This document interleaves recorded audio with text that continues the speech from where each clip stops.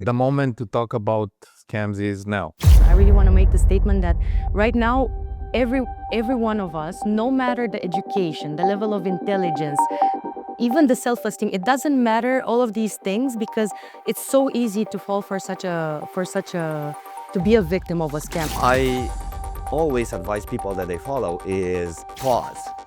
You're being approached, right? Just unplug for a second. Think it.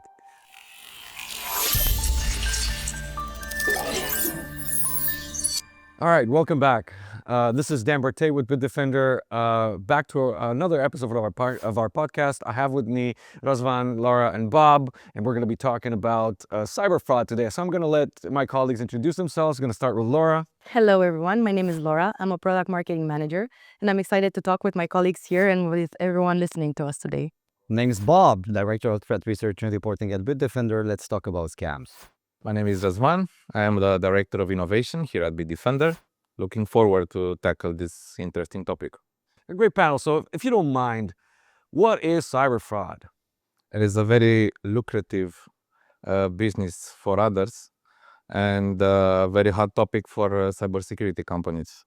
So it's something that, we as professionals have to, are trying to fix and make the world devoid of all these attacks that we're going to hopefully discuss about today. But it's also something that, billions of people around the world have to face every day.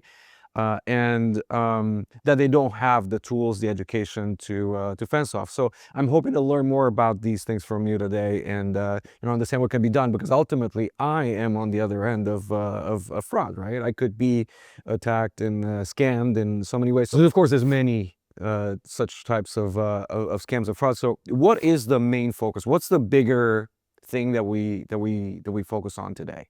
So I would say you're talking about education in your introduction.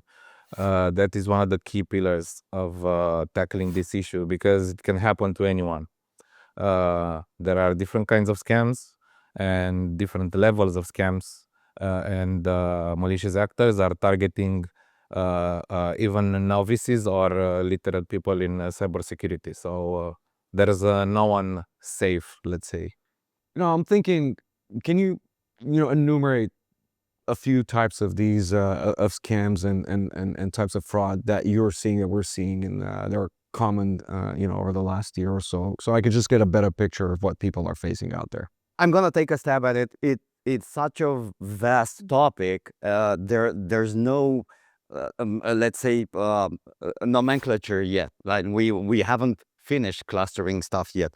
Funny thing, Minecraft has this Mobipedia in which they describe threats in games. We should be doing that as well. Let's go for the some of the most frequently encountered ones. Probably the icing on the cake is romance scams. Because it appeals to the human nature.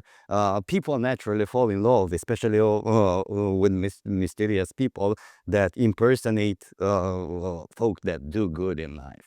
Military people, Nigerian princes, right? You name it, they have it. There's also romance scams blend into what's called investment scams, where people are making such a good pair, like Bonnie and Clyde. They meet online and then they fall in love with each other, and then it's time for them to make money together. And every once in a while, one of the partners had that secret recipe of investing money into some bulletproof scheme that will bring them returns of investment like never before. So romance investment, advanced fee frauds, online shopping scams, you name it, there's a scam for everybody. And I would also mention one of the most ruthless ones, because it targets the elderly, tech support scams. Oh yeah, that's one of the biggest and probably one of the oldest types of scams when it comes to attacking people using computers. So that's perfect, because it's exactly what I'm thinking. These things seem remote. I'm sure everybody knows somebody that's been contacted some shape or another, and they've gone through.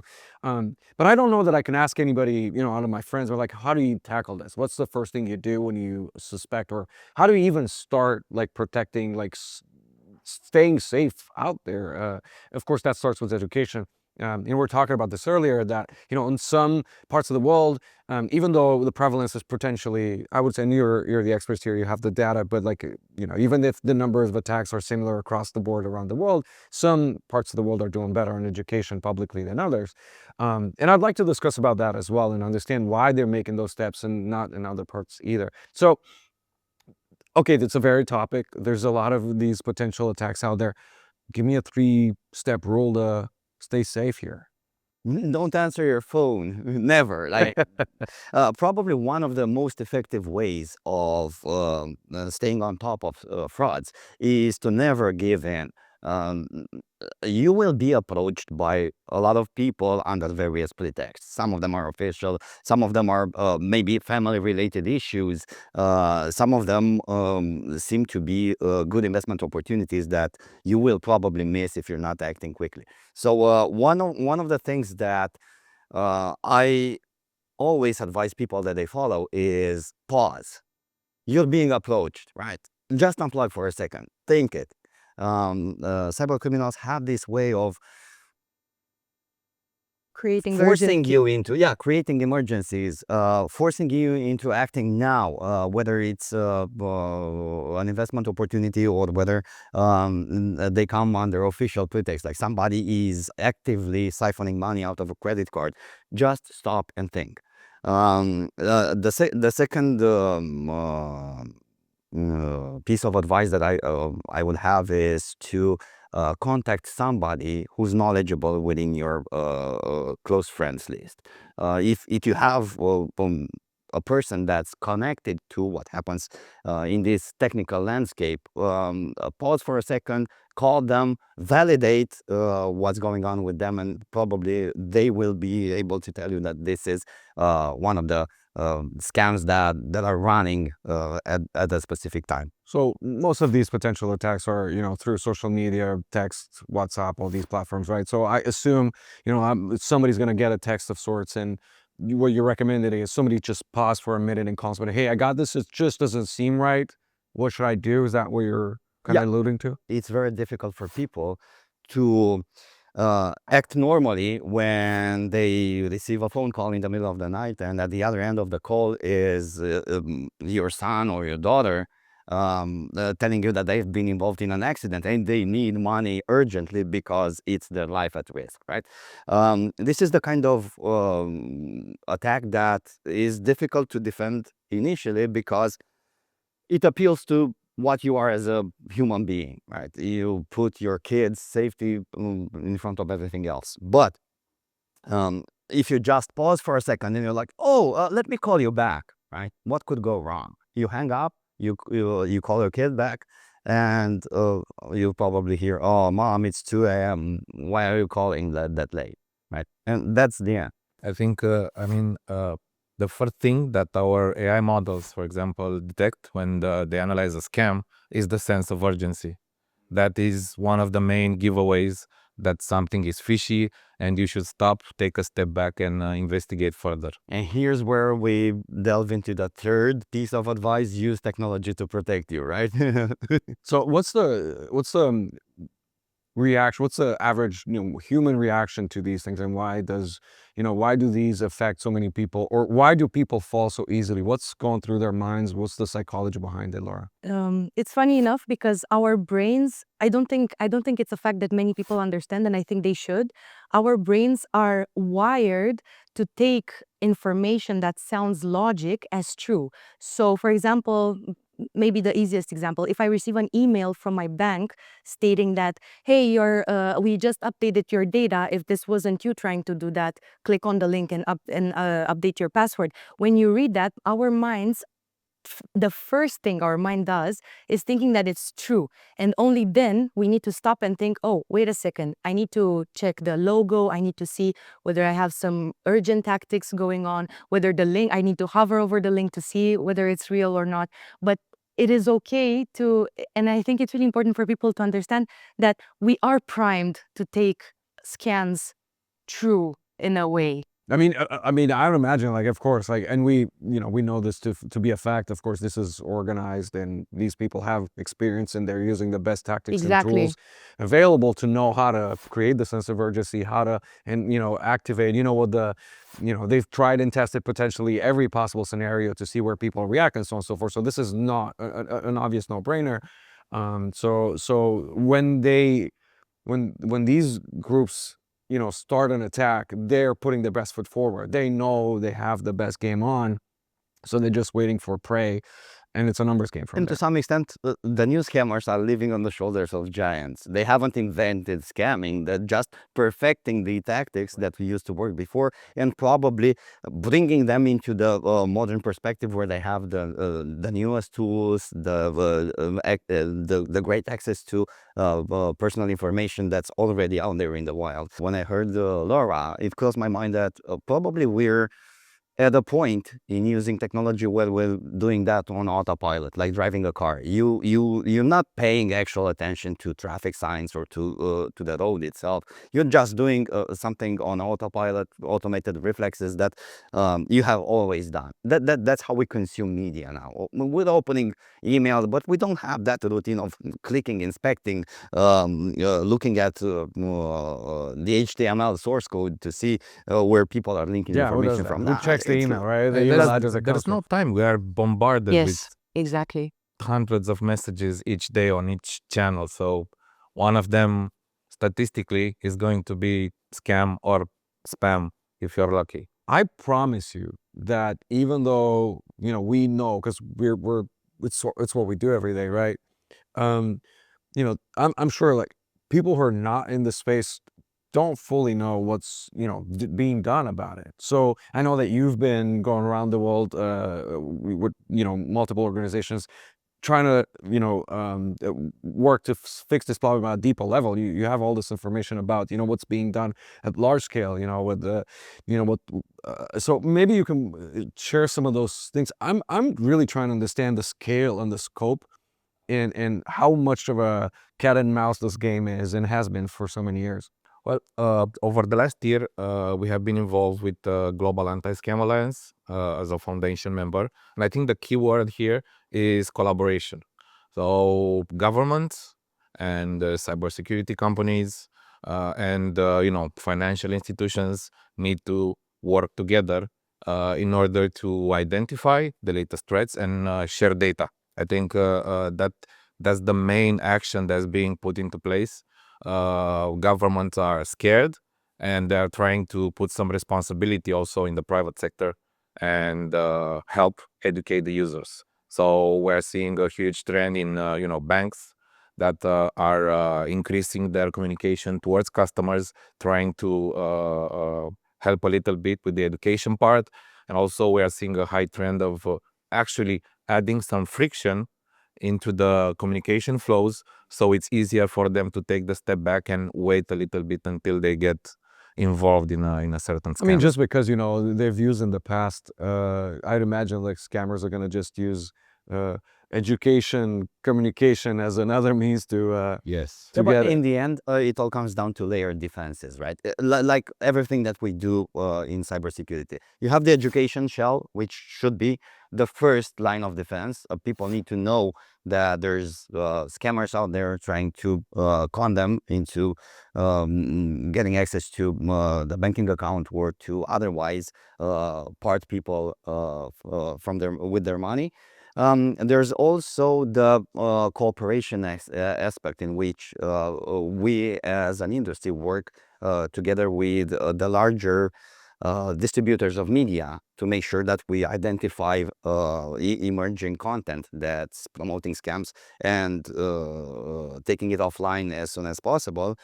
We have cooperation with law enforcement, because scammers are not regular cyber crooks into a basement. They're evil corporation incorporated now. So they have call centers, they have business addresses, they work as an organization. The police can pay them a visit and take them offline for a while, right? And eventually we have the entities that manage money, cryptocurrency exchanges, banks, who also need to straighten their defenses a little bit and make sure that they can undo bank transfers where possible.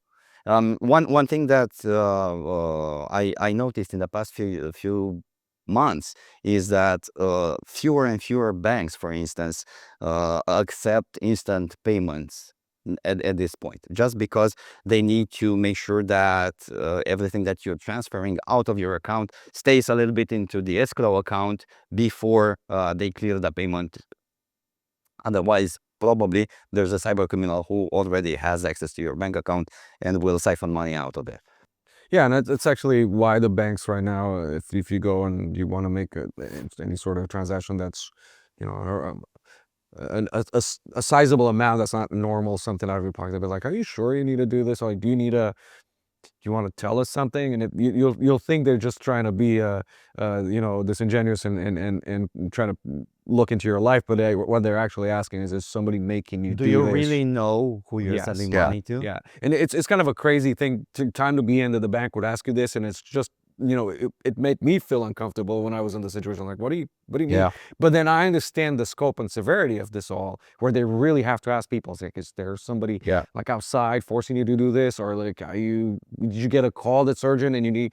So what's going on? We're here to help, and most people will not say, and most people who get conned don't say they've been caught, and you know, are they victims, Laura?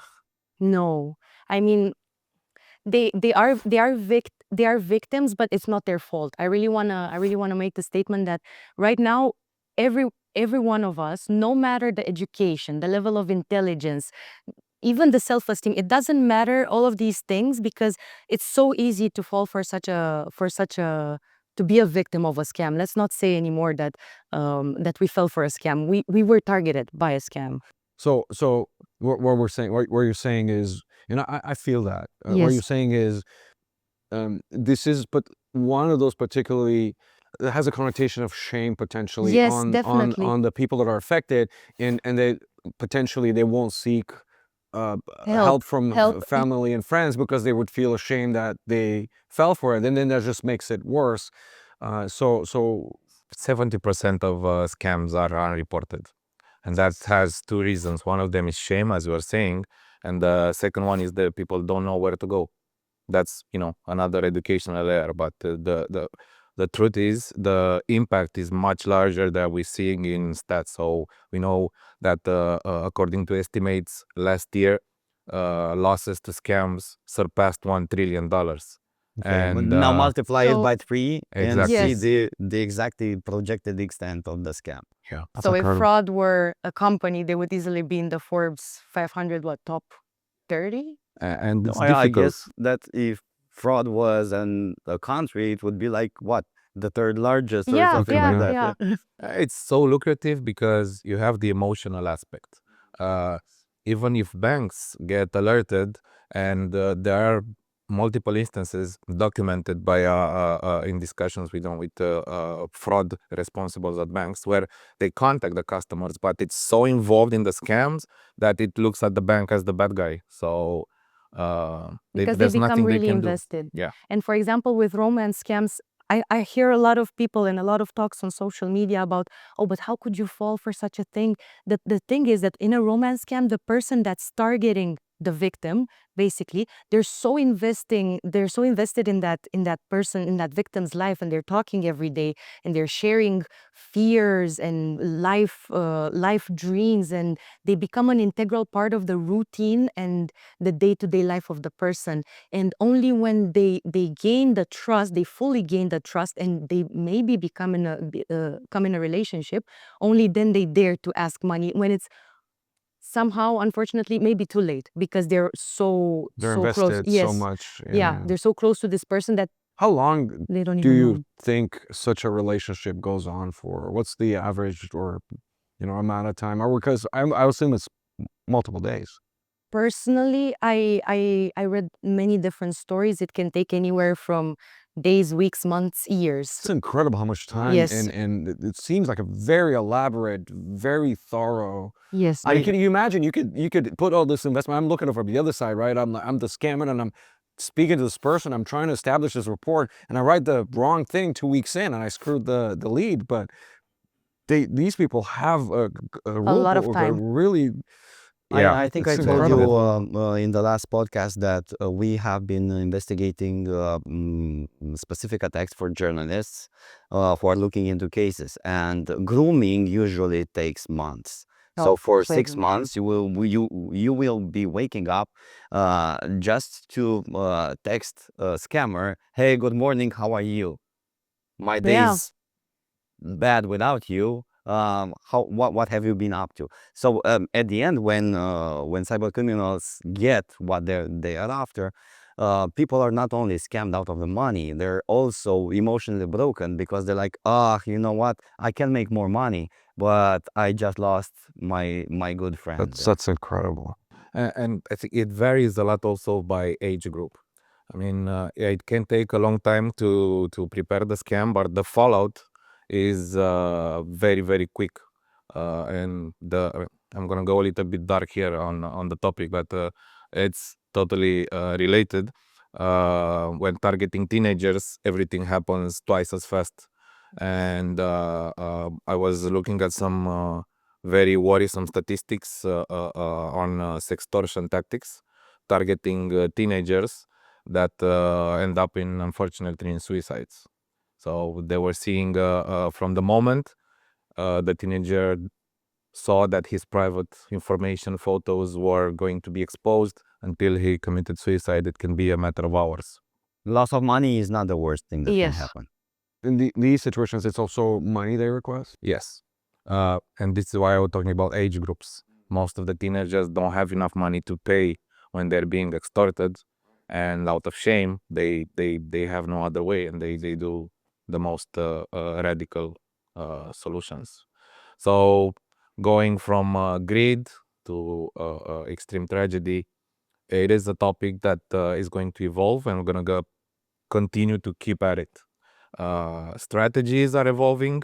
In the last 3 years, we've been seeing, various trends and following the most lucrative types of scams. And I think this is one of the main focuses of our labs. Keeping track of what's trending in the online scams, let's say, business, because it is a business for them. So what we're doing is we're plugged in. We know exactly what's up. As soon as something shows up, we're looking at it, we're understanding that, and we're enabling, we're empowering all our potential products that might be able to prevent, and in ways that. A good example of this is in the last year, we've been looking a lot at fake ads scams because they are very successful because they are being promoted through social media. And a lot of the people being targeted spend their online activities there. And because they've become so popular and they've been promoted through paid ads that add another layer of deceivingness to the scam, they're very popular. I mean, So how big is this? How big is this issue? And I'd imagine we're talking about legitimate platforms that host it's these huge. fake ads to fake It's huge. websites or fake services. How is this not prevented by the platforms that hold these ads? A lot of these ads are paid, so the filtering level is low because the platforms actually make money from the scammers because they are paying money to promote fake ads and to disseminate all kinds of malicious content. And just like dipping our toes into this subject, we had 800,000 individual ads detected last year that were promoting scams, and a lot of them were impersonating celebrities or legit pages using deepfakes as a means of creating more deceiving content. And all of them were through advertising that could seem legit. On what platforms? I think most of them we saw on Facebook, and now we are enlarging the scope of this to also cover other social networks. Now, we mentioned that cybercriminals go as low as stealing influencer accounts with millions or tens of millions of followers.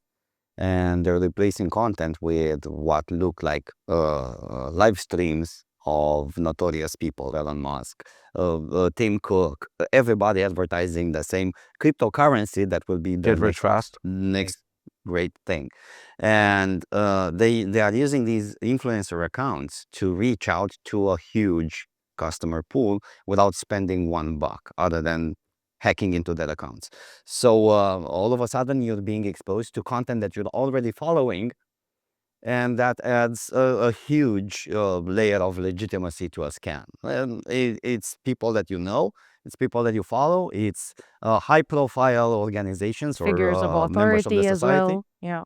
And it's connected to events. So when there's a SpaceX launch, I can almost guarantee that you're going to have fake streams of Elon Musk promoting a crypto coin. And sometimes they hijack these pages months ahead of when they actually start putting out a fake stream promoting a scam, and they activate those pages. And because they take over legitimate pages, they have millions of subscribers. So it's a page with 3 million subscribers, and there's Elon Musk telling me I'm gonna receive some free Bitcoin. What you gonna do? Because maybe you need the money. We are humans, and they prey on our needs. They're actually timing their scams in line with the events that follow. Last September, right ahead the iPhone 16 launch, there's this deepfake video on a page that's impersonating Apple. Oh, that was good. Yeah, that was good. Like, everybody was connected to see how the new iPhone will look like. And here's Tim Cook introducing the new iPhone. But first, let's talk about Apple Cash, a new cryptocurrency that you could invest in right now, and within minutes you'll have like 10 times the invested amount back into your account. Too good to be true. It had all the red flags: sense of urgency, a too good to be true opportunity, and The trust of a good brand. trustworthy person A trustworthy brand. that was person. talking about it. Limited time offer. Yeah, it ticks all the red flags, let's say, and they go by volumes. They don't need to trick everybody. They just need to trick a few and take a lot of money out of them. So where's the bad guy? Where are the bad guys in the world? The bad guys that do this. Where's these they're people? all over the place, but Everywhere. mostly they try to hide in countries where the legislations allow them to move freely. So there are some hotspots across the world when we're seeing, and those organizations or corporations are being set up, and they operate from there. So it sounds like we're losing this war. It sounds like this, and it makes sense. There's so much resources behind, and so many tricks that can be played that, even though we're doing our best, we're not catching up with the thing. But that's not true. I know there is a lot of going behind the scenes, and I know we've talked about this and how we've talked about trying to restrict the scammers' access to their tools, restricting phone numbers they can use, restricting this and that. So I know that's common, all this stuff, but I'm sure a lot of people, myself included, don't know the details. So maybe you can tell me a little bit about what's going on behind the scenes that's trying to... So this is where the collaboration comes into place, what I was saying. One good example is, phone scams, which are incredibly popular because you don't have to, use a computer. Anyone can receive a call. And this is a highly lucrative business for them, and also it's trying to be solved by governments and the telecom companies as well. And the main issue here is keeping track all the phone numbers that scammers are using. And they discovered that there is a marketplace of actually acquiring hundreds of thousands and millions of these numbers. And the main issue for them is they're being allowed to purchase these numbers. They have legitimate incorporated companies, they buy in bulk and they burn them. I mean, each year. And there's a very good example in the British government, together with British Telecom. Each year, they would find those numbers, contact the registrar, and tell, hey, take this number down, go through all the bureaucracy, take 1 million numbers down, and then just they buy another 1 million numbers in another name, in another company, and they start over. It's and they're getting so desperate that I know for sure the British government is actually testing a hardware device that's being connected to the landline, especially for elders, where they try to detect a phone call that comes from a scam number and try to protect the most vulnerable of us. That's an excellent point. So it sounds like, where we're talking about, I assume the streams would be on YouTube and so on, and there's all these fake ads on Meta and so on. It sounds like it's like, oh, Meta and YouTube are not doing anything, or the law enforcement is not doing anything, or the carriers are not doing anything. But in fact, in turn, it's actually the reality is, millions of actions of numbers and are being taken down by carriers. The whole filtering that's implemented at the core, and they're still trying to catch up with, you know, when you get a phone call from a number that's blacklisted and you get like possible spam risk and so on. That's not easy as it seems, and it's successful to the point, but it's still an uphill battle. And then, all the streams that are available on YouTube are the ones that got away that weren't filtered yet. That's not like they, Yeah. but YouTube potentially You don't took see down what they already took thousands out. of feeds, right? So Meta potentially removed thousands of ads before 3 made it through, and then to the same, maybe with we could talk about Scamio, for example. The people are going through all these cheese cheese holes, but they still end up throughout. But this is the extent of how crazy this whole industry is. This is where we come in, so to speak, because there's two things that we invested a lot in, and I think it helps a lot because we are the ones that can correlate data. So you might receive an email with a malicious link, which is totally new, that we haven't seen before, but our databases and our models are learning to see fingerprints in these messages. So you might not have seen that link before, but you maybe have seen that phone number, or you maybe have seen that exact text that is being sent by email. So collaboration means getting data from various sources and correlate them. And us as a security company and other security companies as well have a responsibility to, they have the main role of correlating those data and making sure we have a more bigger surface of actually detecting scams. And you're talking about Scamio, that's the main point, trying to create an alternative to just, detecting links, phone numbers, and so on. And the technology behind it tries to understand the context of a scam. This is why Scamio, which is a free tool, I'm aimed at exactly the education part and helping people, looks at the context and tries to understand the message, not just analyze the link. And I think that is one of the main strategies of the future that helps us fight AI, which is employed by the hackers also, with AI that is employed by us for good. So what's our best case? Like, of course, we know how the thing progresses. We're always in the know what's the next thing, and I always like to ask you guys what you're thinking about the immediate future and the later down. So Laura, what do you think is going to happen over the rest of 2025 and beyond?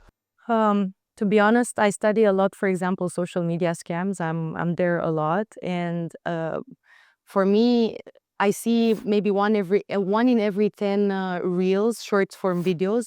1 in every 10, I see that it's a scam.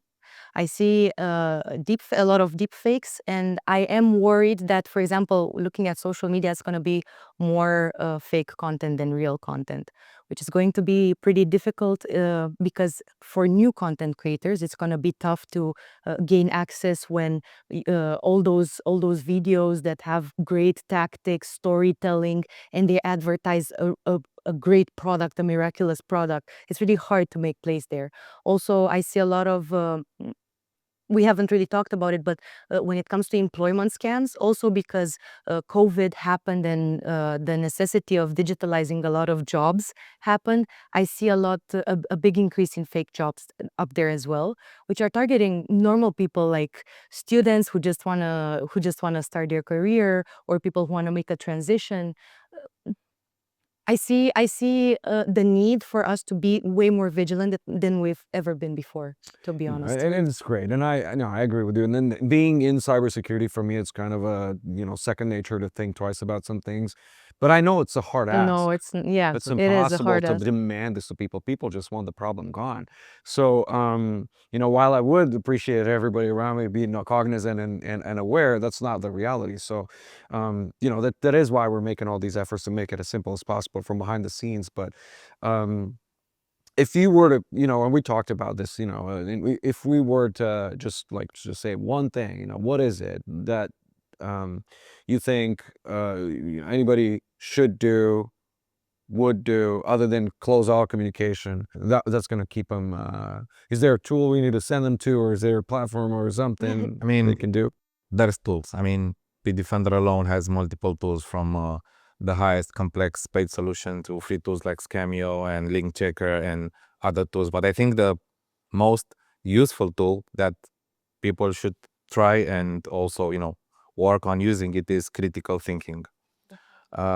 Critical thinking can save lives, money, and everybody can put it into action as a first layer of defense, making sure you think about everything you see. I know it's hard. I know, talking about 2025, there is turmoil in the economic sector and geopolitical level. So that is a prime situation for scammers to act on current events and prey on people's attention, being distracted by so many events. So I think critical thinking, it's a free tool available to everybody that can be employed. And then please trust technology from the providers that are working on the good side.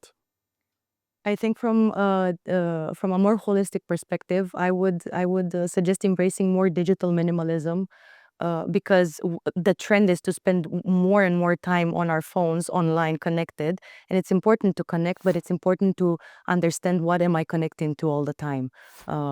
Because if, for example, I'm subscribed to 50 newsletters, I also stay 5 hours on social media, I am also at work bombarded with messages from all of these places, then the scammers are going to benchmark on the fact that I'm going to read diagonally things, and I might become a victim of it. I'm thinking I would love to be able to dive deeper in this particular angle. I'd like to understand more how the scammers build their models and how they draw their data from seemingly the same sources that we can, to understand, how to better target and exploit people. And I feel like that could be a good scientific paper in itself. Definitely. I mean, I would love to detail more about it. But if you have a couple of good examples right now about, or good stories of, what they have done in the past with previous scams that shocked the world, I would love to hear them, and then we can definitely dive into it some other time. Any scams that you can remember that were recent and they were One shockingly amazing good? piece was published yesterday by Bitdefender Labs. I'm not sure when this clip will air, to put a date with that. But look Bitdefender Labs up for North Korea / Lazarus. There's a new type of scam that looks like it's state sponsored, and it targets people who deal with high volume cryptocurrency. So I'm gonna repeat again: state sponsored attacks against people through scams. The scam starts like this: you're approached by a recruiter on LinkedIn, and they will be like, we have a senior software engineering position open at our cryptocurrency startup. You'll need to solve a challenge as a test, and if you get it right, we'll arrange an interview with our director of product management, and you'll set for life. Okay, cool. you have to download the challenge from a GitHub or Bitbucket repository. And there's one tiny little file that executes on your computer. They are very strong on the stance that you need to do that on your work computer, not in a virtual machine, not in a container, because the software is incompatible with containers, and we need production grade software, right? When I'm usually saying that it's going to get a lot worse before it gets any better, people think that I'm a pessimistic, right? No, we're at a point where scams are being ran by governments, and these people have different resources, have different access to pools of talent in developing scams than regular cyber criminals do. So yeah, I guess that it's going to get a lot worse in the scam landscape before we manage to curb it down. I think I have also an example. It's not so hardcore state sponsored, but I think it's a very interesting situation.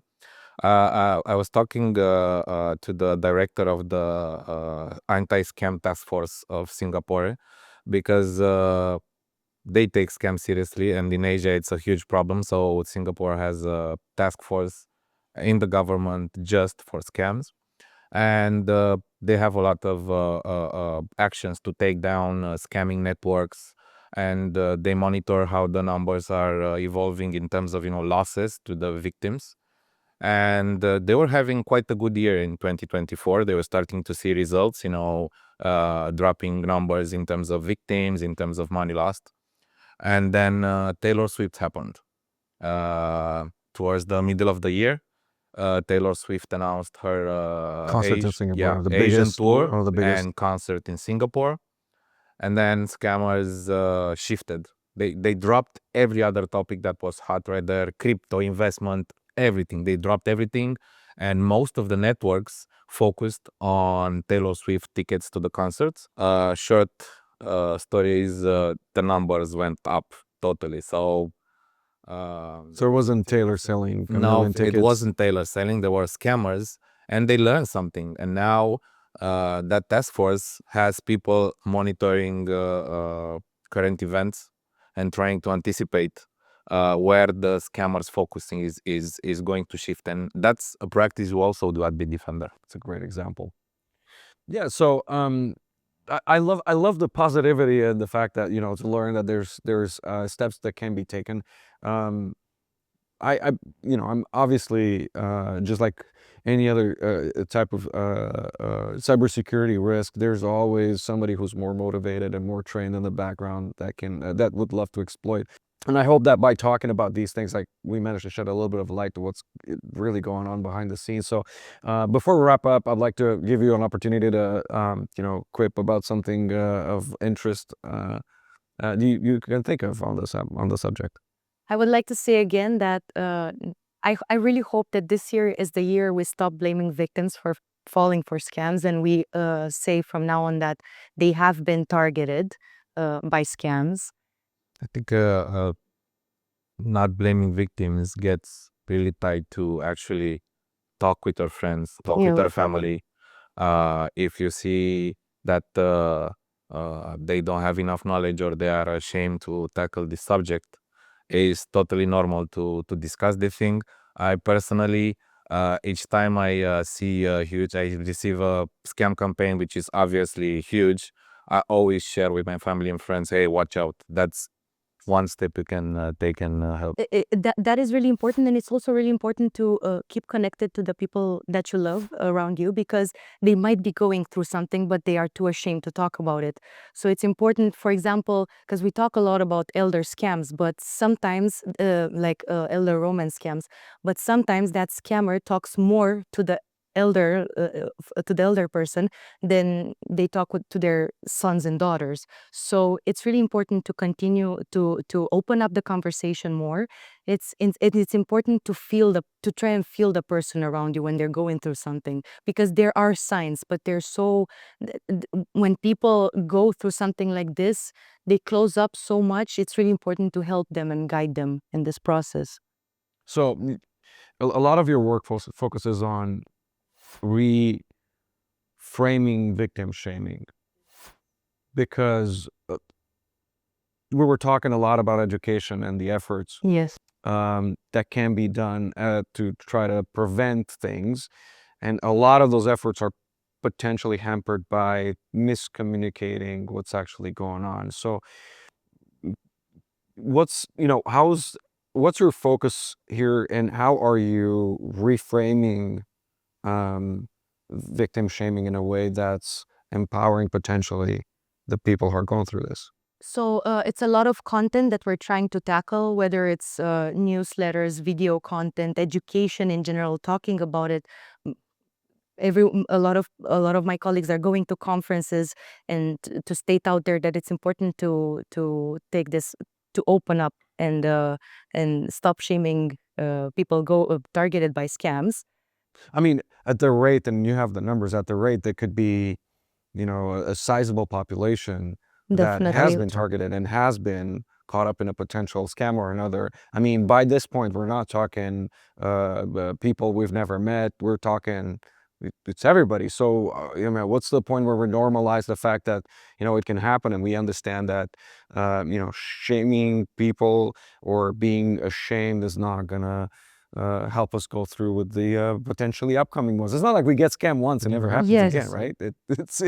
It's you don't get one and then it stops, I think right? the moment to talk about scams is now. I mean, we've Definitely. been practicing this over the last years, and we are accelerating talking about scams as a company. And I think people should practice that. I mean, even if something seems stupidly easy to detect, that's a scam for sure.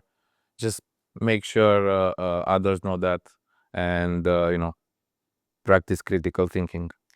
And exposure to the information that scams are out there, and they're really important, and they happen on various channels, is really important. Because if Razvan goes to a conference and says something once, and then maybe a person receives a newsletter from me and they see another time, and then Bob is constantly on the blog writing articles about it, this is really important. But people need to be aware every day. If I could, I would send someone every day a message the moment they wake up and see their phone, that, hey, take care of scams, read links, because priming us. That could be a scam in itself, though. No, because you wouldn't put any link behind it. But priming Maybe you're us trying to to the establish a message. relationship with them. Yeah, no. What What I'm have- trying to say by being a contrarian here and joking about it is how hard of a battle this is. It is, but it's important, because if we don't see this message, and if we don't remind ourselves that this is happening every day of our lives, is not going to get into our subconscious, and it's going to be way harder to practice it. This, not one solution is going to work. I mean, layered approach, as Yeah. Bob was saying, as the Costache. I mean, I was having discussions with one of the largest bank in Europe, and these were their conclusion. We can send millions of messages warning users. It's not enough if there are not other tools, other sources of information.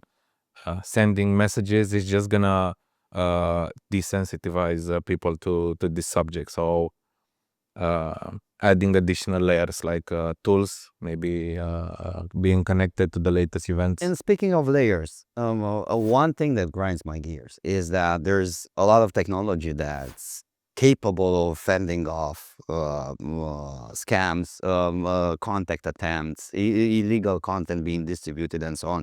But there's not enough being done on the implementation side.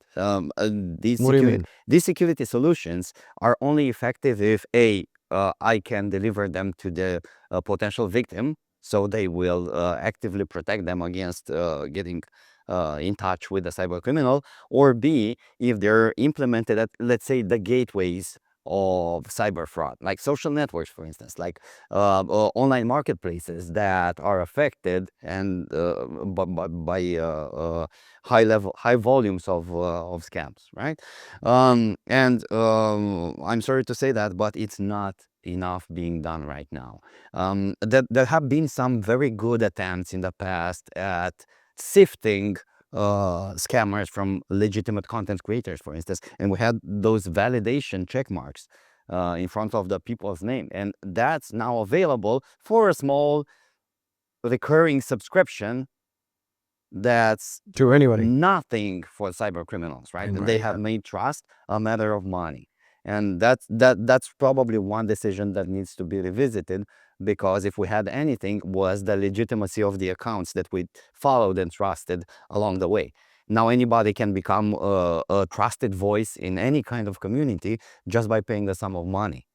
And yeah, I would like to see validation reinstated on social networks, and I would like to see security solutions running as APIs at the social into the social network, basically. So, in conclusion, what I'm learning is it's a bottom of a situation that even those involved in government cybersecurity and organizations that are impacted are not at ease about how bad the situation is. Things are being done at scale. It's even though they might not be visible to the outside world in multiple layers and levels, things are being done. We're doing a lot, but we're also thinking, there's other things that can be improved as well with immediacy.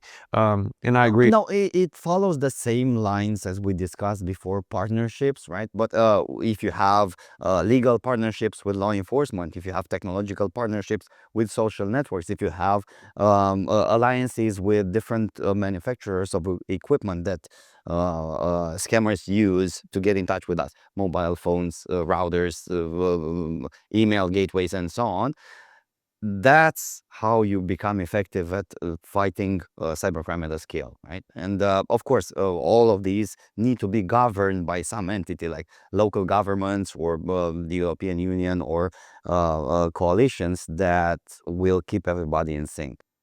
And to add a more positive note, Please. I mean, a lot of governments are starting to raise fraud and scams to a national security threat. And that means more budget to help potential victims and, more budget for collaboration. Well, with that said, I appreciate your hard work on the matter. I'll keep following you guys because, like you said, I need to be in touch with somebody that knows better than I do. So I'll be following your guidance. Thanks for all the really interesting stuff that you brought to the table. So with that, I'll see you on the next one. Thanks so much for watching. Thank you, Laura, Razvan, and Bob. I'll see you soon.